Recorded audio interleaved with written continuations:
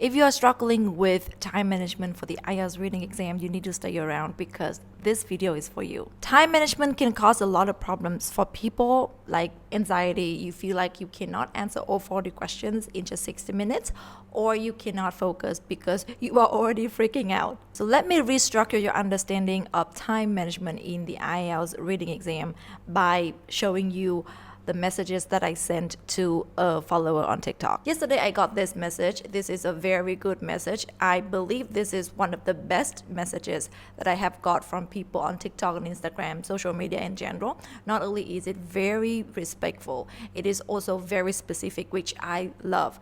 Because of this, I can answer the question easily. So questions like this are always welcome, okay? And because I have been teaching IELTS for almost 11 years, I have come across a lot of problems and I have taught a lot of people. I know what is going on. I guess the problem is here. The problem is that it's not really about the difficulty of the reading because they consistently got 7 to 7.5, which in my opinion is a very good range of score. I think they are potentially getting 8 and even above if they can fix the time management problem. And in this case, not really about understanding and answering the questions. It is more about how to stay focused. And the reason I guess that they could not stay focused is because they try to read and understand and try to remember everything, and then they go to the questions to try to answer all the questions at the same time. That's why they feel like they cannot focus, and when they cannot focus, they lose track of whatever they have read and they just don't remember. That's why they freak out.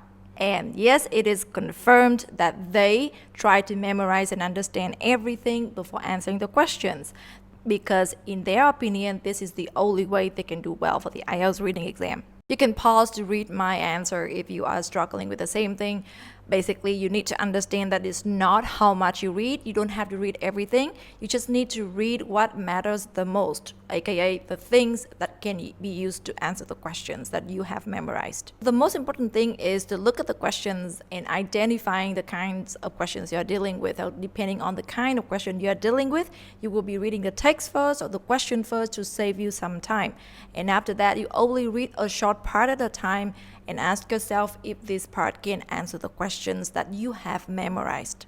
If you're struggling to break through a certain band score, join my Everything IELTS preparation plans, but for now you can start with a free practice test on practicenight.co.